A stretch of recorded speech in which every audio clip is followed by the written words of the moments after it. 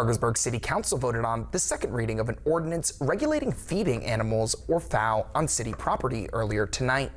The meeting opened up with community members sharing their opinions and solutions on the topic of feeding animals on city property.